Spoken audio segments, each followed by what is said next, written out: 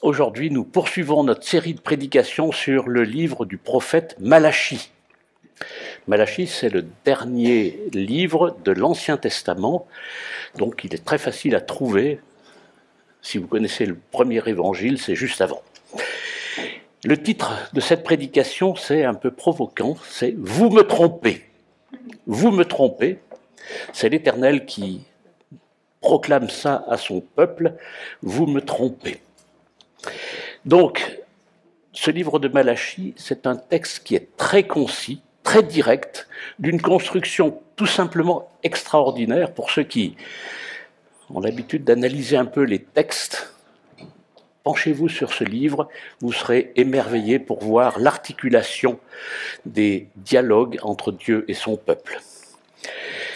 Certains ont mentionné que c'est un livre qui pouvait ressembler un petit peu à un match de boxe où Dieu envoie un coup, le peuple essaye de renvoyer un coup, mais Dieu renvoie encore.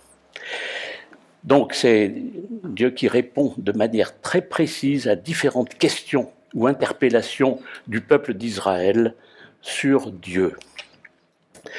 Ce livre se compose de 6 oracles, bâtis sur le même schéma, avec une introduction portant sur les rapports de Dieu avec son peuple, introduction suivie d'une remontrance sévère qui reprend une question que le peuple se pose au sujet de Dieu, pour y répondre ensuite.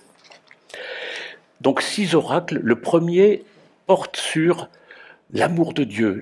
Dieu dit « Moi je vous ai aimé ». Et le peuple dit « Quoi ? En quoi tu nous as aimés ?» Et Dieu répond « J'ai écarté tes ennemis ». Ensuite, c'est l'honneur de Dieu qui est en cause. Et Dieu interpelle le peuple sur l'honneur qui lui est dû. Et le peuple dit « Mais en quoi t'avons-nous méprisé ?» Et Dieu répond « Eh bien, vous avez offert des animaux impurs, alors que vos offrandes, ce doit être des animaux sans défaut. » Et puis ensuite, Dieu interpelle le peuple sur sa fidélité, sur son alliance, en évoquant les mariages avec des femmes non croyantes, non juives, et en pratiquant des divorces pour épouser de jeunes femmes. Et puis ensuite, des doutes du peuple sur la justice de Dieu.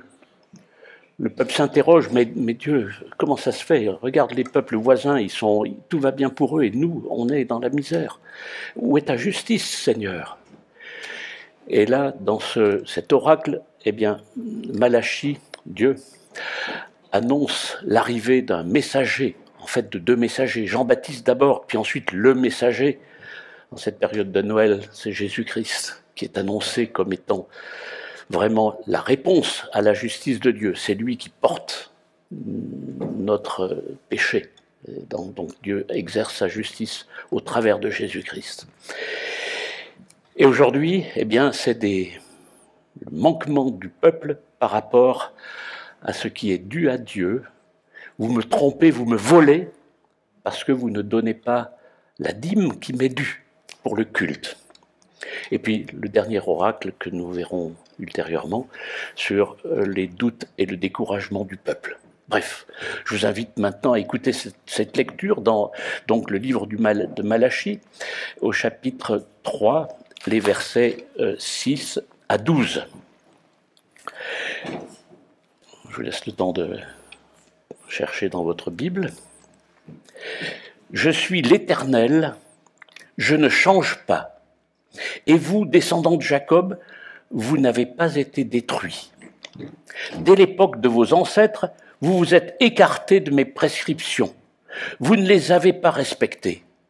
Revenez à moi, et je reviendrai à vous. Je reviendrai à vous, dit l'Éternel, le Maître de l'univers. Et vous dites, en quoi devons-nous revenir? Un homme peut-il tromper Dieu? En effet, vous me trompez. Vous me trompez. Et vous dites, en quoi t'avons-nous trompé? Dans les dîmes et les offrandes. Vous êtes frappés par la malédiction et vous me trompez, la nation tout entière. sous-entendu me trompe. Apportez toutes les dîmes à la maison du trésor, afin qu'il y ait de la nourriture dans ma maison. Mettez-moi ainsi à l'épreuve, dit l'Éternel, le Maître de l'univers, et vous verrez si je n'ouvre pas pour vous les fenêtres du ciel, si je ne déverse pas sur vous, la bénédiction en abondance. Pour vous, je menacerai l'insecte vorace, afin qu'il ne détruise pas les produits du sol et que la vigne ne soit pas stérile dans vos campagnes, dit l'Éternel, le Maître de l'univers. Toutes les nations vous déclareront heureux, car vous serez un pays de délices, dit l'Éternel, le Maître de l'univers. Voyons la problématique résumée dans les 2 premiers versets.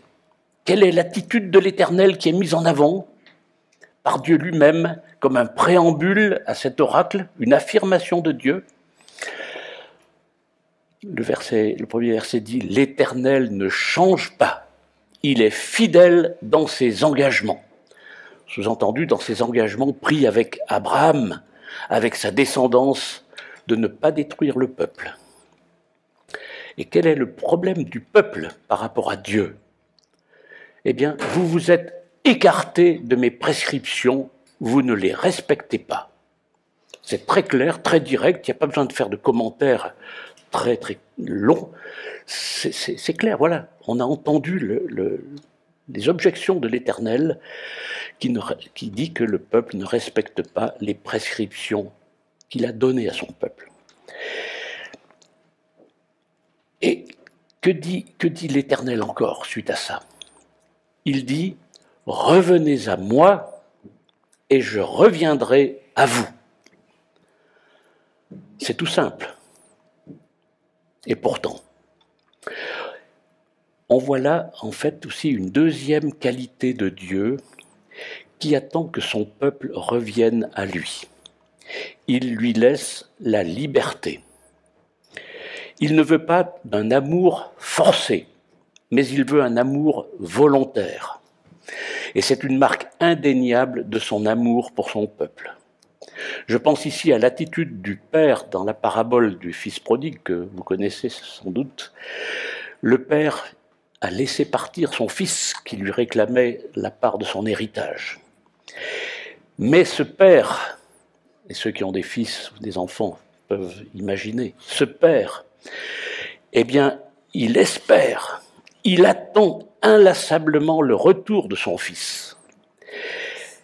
Et malgré son âge, je sais de quoi je parle, eh bien, il a couru quand il a aperçu son fils qui arrivait à l'horizon. Tout ça pour accueillir son fils qu'il aimait.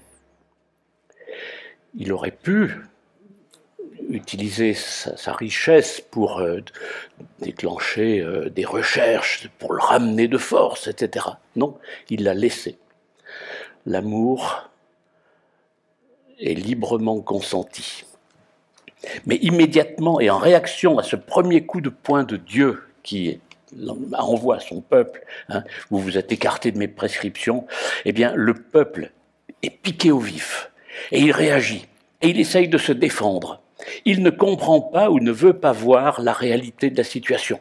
Et c'est toujours la même attitude de défense du peuple et sa même attitude de questionnement. Tu nous dis de revenir, Seigneur, mais en quoi devons-nous revenir? Verset 7b. Le peuple demande à Dieu, en quoi devons-nous revenir? Le peuple ne voit rien de répréhensible dans sa vie, dans son attitude. Mais Seigneur, mais que se passe-t-il? Qu'est-ce que j'ai fait de mal? On n'est pas parti, alors pourquoi on doit revenir? C'est une réaction que nous connaissons bien entre nous les humains, aussi avec nos enfants, pour ceux qui en ont. Vous pouvez avoir ce genre de réaction. Mais qu'est-ce que j'ai fait? Mais je n'ai rien fait de mal. J'ai pourtant encore le doigt dans le pot de confiture, mais non, mais j'ai rien fait de mal. Et pourtant, c'est alors que Dieu ouvre son sac et livre une accusation très précise au peuple. Vous me trompez. Il n'y a pas de détour, c'est direct. Vous me trompez, vous me volez. Voilà. Quel choc! Mais cela ne suffit pas. Le peuple n'a pas encore l'air de comprendre et il faut que Dieu lui dise précisément « Vous ne me donnez pas la totalité de ce que vous devez me donner. Vous retenez vos dîmes et vos offrandes. » Et pourtant, la loi juive était très claire à ce sujet. Ils devaient donner la dîme de leur récolte, de leurs revenus. Mais ils ne le faisaient pas. Ces choses leur avaient-elles été enseignées? Sans aucun doute, oui. Certainement, mais comme on l'a déjà vu, souvenez-vous, les prêtres n'étaient pas fidèles dans leur enseignement. Et le peuple était de connivence avec ces défauts d'enseignement. Cela les arrangeait bien, au passage. Et l'on a bien là la démonstration de cette spirale de déchéance spirituelle qui, petit à petit, conduit le peuple à négliger complètement la ligne voulue et tracée par Dieu, et qui pourtant, au départ, était pleinement acceptée par le peuple. Si vous lisez l'Ancien Testament au début, on voit la fidélité du peuple au départ. Quand on laisse prise à Satan, nous-mêmes, sur des petites choses, cela conduit inexorablement à lui donner prise petit à petit sur des choses beaucoup plus importantes dans nos vies. Et de plus, cela nous aveugle. Nous pouvons en arriver à ne plus nous rendre compte que nous sommes à côté du sujet. Et cela nous provoque une crise d'amnésie au point de ne plus nous souvenir de la loi ou du code de la route. Et ce verdict tombe au verset 9 de notre texte. Vous êtes sous le coup d'une malédiction parce que vous me volez. C'est du sérieux. C'est un peu comme quand vous recevez un courrier, ça ne m'est jamais arrivé, ni à vous d'ailleurs, vous annonçant que vous êtes sous le coup d'un retrait de points du permis de conduire ou d'une forte amende. Le verdict tombe. On ne discute pas, il tombe. Nous sommes encouragés, et nous sommes boostés à rester fidèlement attachés à l'enseignement de la parole de Dieu, la Bible. Et à ce point du texte, on pourrait s'attendre à ce que le peuple soit puni, anéanti, mis en prison. Mais au verset 10, c'est la bienveillance de Dieu qui, une fois de plus, se révèle. Et cette bienveillance de l'Éternel, qui n'a pas changé, comme il l'a lui-même exprimé au début de notre texte, verset 6, en disant « je ne change pas », eh bien, et il confirme « vous n'avez pas encore été détruits ou exterminés malgré toutes vos défaillances ». Et l'Éternel exhorte, réexhorte, renouvelle l'exhortation fermement au peuple, au verset 10, à apporter toutes les dîmes dans leur totalité à la maison du trésor, afin qu'il y ait de la nourriture dans ma maison. Voilà ce que rappelle l'Éternel. Autrement dit, il exhorte à appliquer correctement la loi fixée à l'origine par Dieu pour qu'il y ait des vivres pour les prêtres et pour le fonctionnement du culte et du temple à l'époque. Mais le Seigneur n'en reste pas là. Il est conscient que le fait de donner un dixième de ses récoltes puisse être un véritable défi, un véritable pas de foi pour le peuple.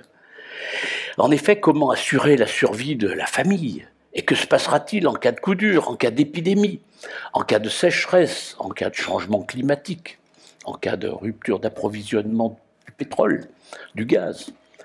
Ce dixième de la récolte serait pourtant bien utile pour la famille, et peut-être même insuffisant. Et c'est là que l'Éternel complète son exhortation du verset 10 en prodiguant ce merveilleux encouragement au travers d'une promesse qui est célèbre, parfois qu'on interprète mal, à savoir que pour le peuple d'Israël, apporter l'intégralité de sa dîme est une manière forte de montrer par la foi qu'il croit que le Seigneur peut le combler avec surabondance de sa bénédiction. Et il peut même ouvrir pour lui les écluses des cieux. Mais cette ouverture des écluses des cieux est la contrepartie de l'apport de la totalité des dîmes. Ce n'est pas une promesse inconditionnelle. Et pour que cette promesse ne reste pas vague, et comme pour donner de l'espoir au peuple, l'Éternel indique 2 moyens de bénédiction dans notre texte. Et je vais vous lire ce qu'il nous dit au verset 10 et 11. « Et vous verrez, si je n'ouvre pas pour vous les écluses, les fenêtres du ciel, dans la traduction que j'ai utilisée, si je ne déverse pas sur vous la bénédiction en abondance. Pour vous, je menacerai l'insecte vorace, afin qu'il ne détruise pas les produits du sol et que la vigne ne soit pas stérile dans vos campagnes, dit l'Éternel, le Maître de l'univers. » Le premier moyen que l'Éternel annonce, c'est l'ouverture des fenêtres du ciel. Certaines traductions disent les écluses des cieux. Ce moyen recouvre, à mon avis, aussi bien le soleil que la pluie. Tous ceux qui font un peu de jardinage, je sais qu'il y en a plusieurs dans cette salle, connaissent très bien l'importance de ces 2 paramètres que sont l'eau et la chaleur, le soleil. Mais Dieu complète sa promesse en dévoilant un 2e moyen, une autre de ses capacités, celle d'être un puissant insecticide capable de détruire les insectes voraces et nuisibles. Beaucoup ont déjà pu être déçus de voir leur belle récolte de tomates prometteuses détruite par le mildiou, ou leur salade ou leurs fraises mangées par les limaces, même des fois par les sangliers, nous on a eu ça. Cela pouvait bien parler au peuple qui avait déjà entendu parler de la puissance de Dieu manifestée à l'époque par une capacité contraire à celle de l'insecticide, puisque l'Éternel avait envoyé des insectes pour détruire les récoltes du Pharaon en Égypte au moment où le Pharaon refusait de laisser sortir son peuple. Donc Dieu était capable d'envoyer des insectes, mais là il affirme qu'il est capable de leur clouer le bec. Là encore, nous voyons l'expression et l'affirmation de l'amour de Dieu pour son peuple, amour qui implique en même temps un pas de foi sérieux de la part du peuple, à savoir celui de prendre soin des prêtres et du culte au moyen de leurs dîmes, mais Dieu n'en reste pas là. Il appuie encore ses affirmations en garantissant que le peuple sera béni au point de susciter, verset 12, l'admiration et l'envie des autres nations. Toutes les nations vous déclareront heureux, car vous serez un pays de délices, dit l'Éternel, le Maître de l'univers. Et ce n'est pas n'importe qui proclame ces affirmations au verset 10 à 12. Il s'agit du Maître de l'univers. Dieu se déclare comme le Maître de l'univers. Donc il n'y a pas d'autre autorité au-dessus de lui dans les puissances du monde. Et selon ma concordance basée sur la traduction seconde 1910, c'est-à-dire que c'est une concordance déjà un peu ancienne, j'ai compté dans le livre de Malachie plus de 20 fois l'affirmation de l'Éternel des armées ou du Maître de l'univers. Plus de 20 fois, 24 je crois. Ce n'est pas rien. C'est un garant que les promesses qui sont dans ce livre de 3 chapitres, eh bien, sont sérieuses, sont garanties par le plus puissant de ceux qui peuvent garantir quelque chose, l'Éternel, le Maître de l'univers. Bon, mais ça c'est très bien, tout ce que je vous ai dit, c'était pour le peuple juif. Sauf erreur, enfin, nous ne sommes pas en tout cas une communauté juive, hein. Peut-être qu'il peut y avoir des juifs parmi nous, peu importe, mais quand même pour nous aujourd'hui, à ce point du texte, nous pouvons nous interroger sur la dîme et les offrandes que le peuple juif devait consacrer à Dieu. À l'époque, la dîme était le seuil, le niveau que Dieu avait fixé pour garantir la bonne marche de la vie cultuelle en Israël. C'est un seuil qui devait être considéré comme possible et atteignable pour le peuple, mais quand même assorti d'un sérieux pas de foi, comme on vient de l'évoquer. Et pour nous qui ne sommes plus dans le même contexte que celui du peuple juif, nous avons l'enseignement du Nouveau Testament. Alors, que dit le Nouveau Testament précisément ?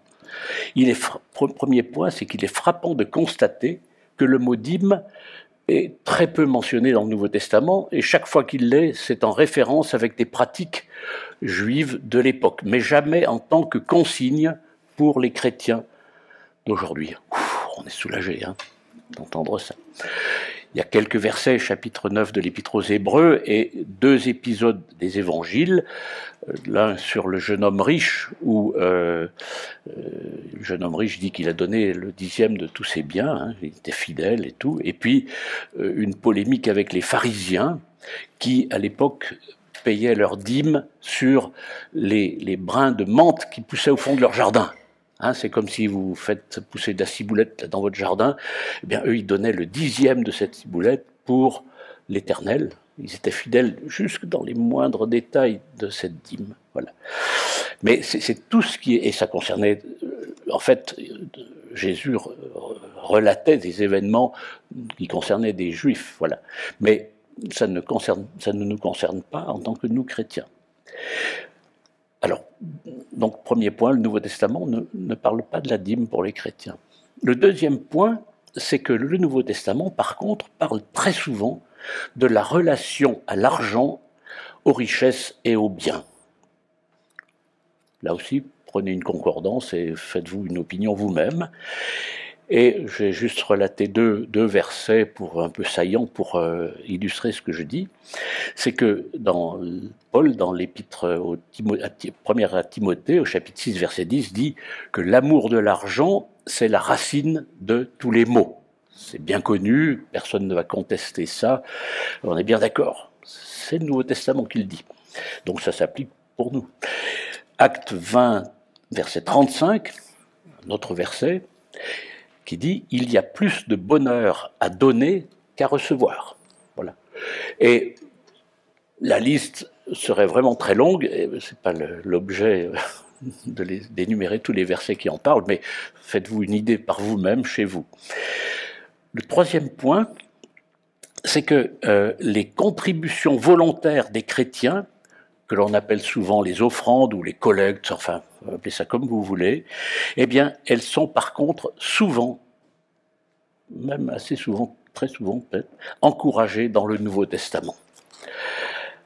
Et ces contributions volontaires s'inscrivent dans un quadruple contexte, que je vais rapidement survoler, rassurez-vous, ça ne prendra pas trop de temps. Premièrement, un contexte de liberté et de joie. Deuxièmement, un contexte de responsabilité.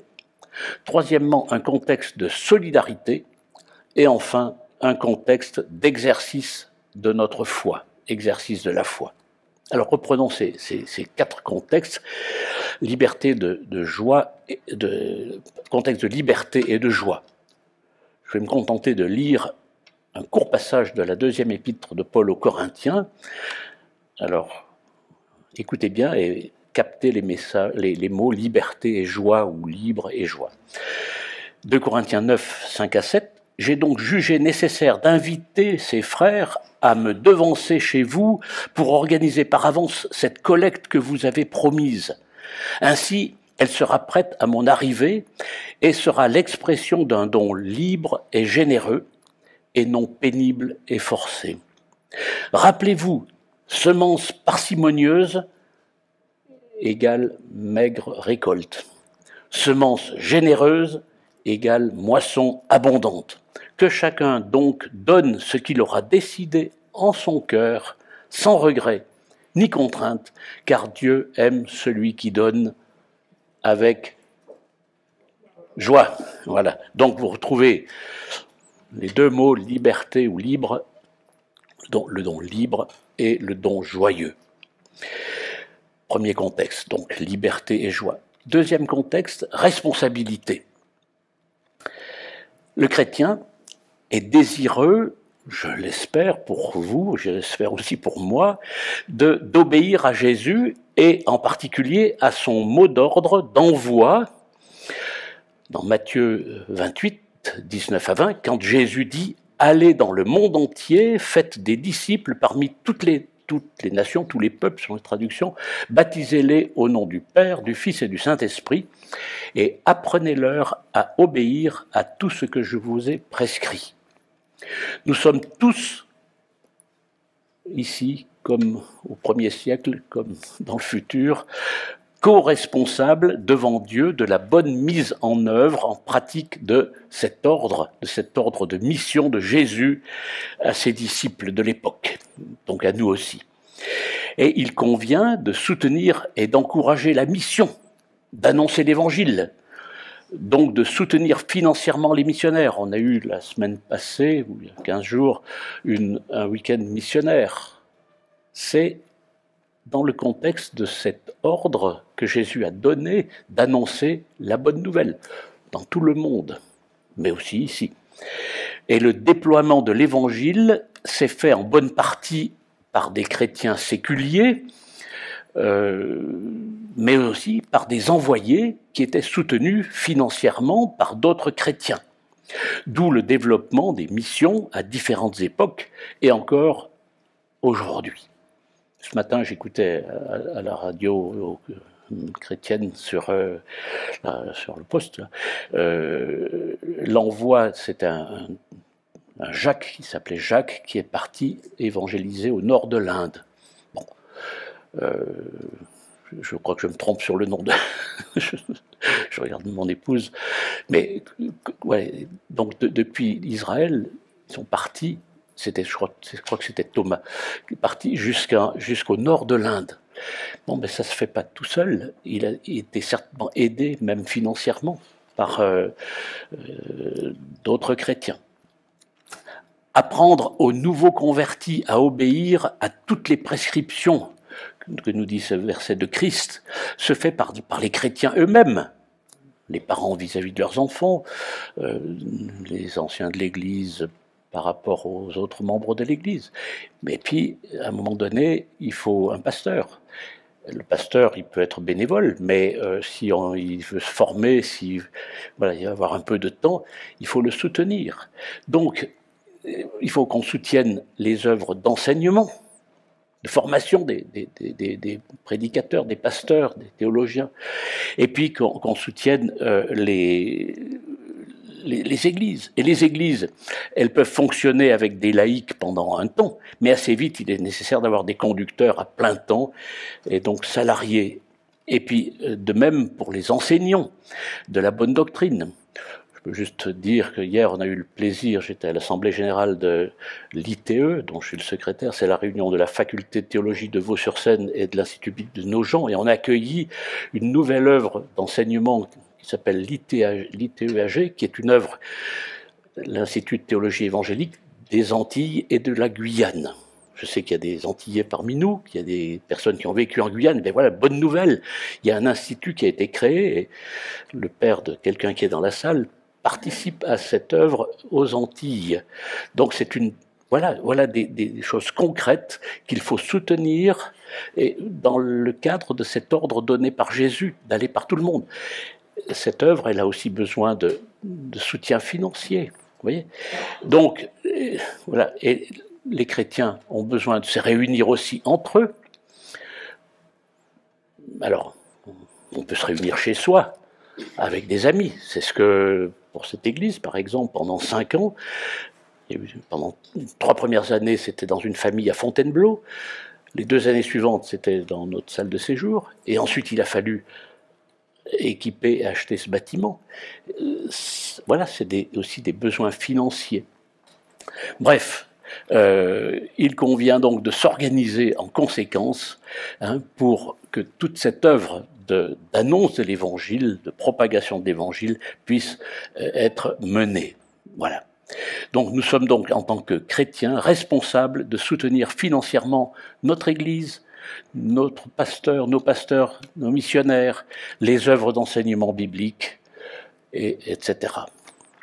Donc c'est un contexte de responsabilité. Nous sommes responsables. Troisième contexte, j'ai dit que c'était la solidarité. Un verset de l'épître de Jacques résume bien cette responsabilité des chrétiens dans le domaine de la solidarité. Jacques, chapitre 1, verset 27, nous dit que la religion authentique et pure aux yeux de Dieu, le Père, consiste à aider les orphelins et les veuves dans leur détresse et à ne pas se laisser corrompre par ce monde. Soutenir les orphelins et les veuves. Bon, on peut aussi élargir ce champ d'action aux autres problèmes que sont les problèmes de santé et les problèmes alimentaires. Cette solidarité se manifeste de différentes manières, mais la plupart du temps, elle implique aussi un engagement financier des chrétiens. Trois contextes, la joie et la liberté, la responsabilité, la solidarité. Le dernier contexte, c'est l'exercice de la foi. L'exercice de la foi. L'un des plus gros obstacles à la générosité des chrétiens, c'est la crainte de ne pas avoir assez pour soi-même et pour les siens. Chacun peut réfléchir sur ce que je dis là. Moi, le premier, c'est ça la crainte pour le don. Il y a un deuxième obstacle qui est le manque d'organisation. La création et le suivi d'un budget familial est une grande aide et permet de prévoir de manière réfléchie et en première place le poste du budget personnel familial, don à l'Église et aux œuvres, afin d'éviter de tomber dans le travers tellement fréquent de la gestion des restes. Si vous comprenez ce que je veux dire. Hein. Et oui, Seigneur, tu peux constater toi-même qu'en cette fin de mois, il ne me reste plus rien. Il ne me reste plus rien. Et ça fait des mois que ça dure. Sauf que si je suis un tantinet honnête, de manière générale, hein, hors cas particulier, et si je suis objectif, je peux discerner a posteriori que je n'ai pas vraiment fait attention aux dépenses plus ou moins superflues et aux priorités dans mes choix, que j'ai pu engager sans organisation. Certes, il ne s'agit pas de donner sans réflexion, mais de mettre à l'épreuve le Seigneur, comme il est dit dans notre texte, par la foi, en donnant ce qu'il faut pour qu'il y ait suffisamment de vivres dans la demeure du Seigneur, comme dit le verset 10 à l'époque de l'Ancien Testament. Alors la question c'est, combien donner ? Pour la pauvre veuve de l'Évangile, chapitre 21, versets 1 à 4, vous savez, cette pauvre veuve que Jésus observait avec ses disciples et, au moment de l'offrande et qui a donné une petite pièce. Eh bien, pour cette pauvre veuve, le seuil de ses dons, c'était 100%. 100% de ce qu'elle avait. Tout ce qu'elle avait. Et le pourcentage des riches qui étaient, autour d'elle, qui donnaient aussi, et qui donnaient même beaucoup, hein, eh bien, ce pourcentage, c'était au niveau de leur superflu. C'est-à-dire, si on dit c'est le superflu, ça peut être peut-être 10%, ou 5%, ou 20%, mais ça les gênait pas pour vivre. Hein. Donc, chacun peut honnêtement se positionner par la foi devant Dieu sur un budget, et la fourchette est large. Elle va de 0 à 100%. Mais si Dieu avait prescrit 10% comme base pour le culte juif, c'est qu'il savait que ce seuil serait certainement humainement praticable. C'est aussi, sans en faire une règle, c'est un bon point de repère pour ceux qui s'interrogent sur cette problématique, c'est-à-dire ceux, par exemple, qui viennent de se marier, qui construisent le budget pour leur famille. Bon, alors comment on va faire pour l'Église ? Ah, eh bien, faites comme vous voulez, c'est à vous de décider devant Dieu, mais une base, ça peut être ce chiffre-là, si vraiment vous n'avez pas de réponse autre. Donc, l'important, eh bien, c'est de se fixer votre budget familial avec les dons pour le Seigneur. Et ce qui est aussi important, c'est d'expérimenter ce budget par la foi. Fixez votre budget et expérimentez par la foi. Combien pourraient témoigner de bénédictions expérimentées lors d'engagement par la foi dans le domaine des dons? On ne va pas faire une séance de partage de bénédictions, mais je sais que plusieurs dans la salle ont pu expérimenter de grandes bénédictions au travers d'une gestion des dons comme je viens de l'évoquer. Et je ne résiste pas au plaisir de raconter une expérience que les plus anciens, mais je crois qu'ils ne sont pas là aujourd'hui. Je peux dire que certains sont absents parce qu'il y a une bonne nouvelle. Je livre une information d'un baptême en Angleterre du fils de quelqu'un de l'église. Et il y a une délégation qui est partie pour accompagner ce jeune, enfin cet homme, fils d'une dame de l'église. Une grande victoire spirituelle, un de ses fils s'est converti, donc il se fait baptiser. Donc en dehors de peut-être une ou deux personnes qui sont absentes aujourd'hui, là, je crois que personne ne doit se souvenir de cette histoire. Il s'agit en fait d'une expérience que quelqu'un m'a racontée, une dame qui est enterrée à Villecerf, pour tout vous dire, qui était missionnaire avec son mari en Algérie, et qui, dans les années 60, recevaient leur soutien, c'est les Anglais, ils recevaient leur soutien par des mandats postaux à l'époque, il n'y avait pas les cartes bleues, Internet, etc. Et suite à un retard dans l'acheminement du courrier, vous savez, au fin fond de l'Algérie, il fallait que ça arrive, etc. Bon, bref, eh bien, ils n'avaient plus rien, les poches étaient vides, complètement, les rayons du placard étaient complètement vides, et ils n'avaient plus rien à manger. Ils ont prié. Et le Seigneur a répondu. Ils ont trouvé devant leur porte, excusez-moi pour l'émotion, un animal chassé par leurs voisins, qui était parti dans la brousse, chassé, et qui leur avait déposé, c'était peut-être un lièvre ou je ne sais plus, pour leur nourriture. Le Seigneur est fidèle. Il a honoré leur pas de foi. Et donc, en conclusion, ce passage nous encourage et nous interpelle.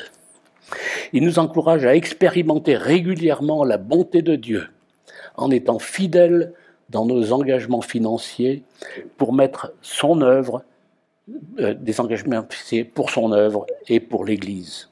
Ces engagements nous coûtent certes, mais c'est une prise de risque que nous devons assumer par la foi et avec joie dans les textes qu'on a vus, en nous fondant sur les promesses de Dieu, Dieu qui peut détruire les insectes nuisibles, qui peut favoriser des tas de choses dans notre vie pour nous accompagner dans nos pas de foi.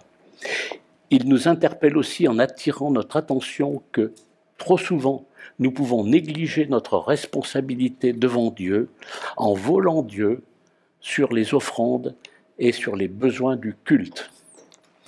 Que Dieu nous garde et nous accompagne dans ce domaine. Prions.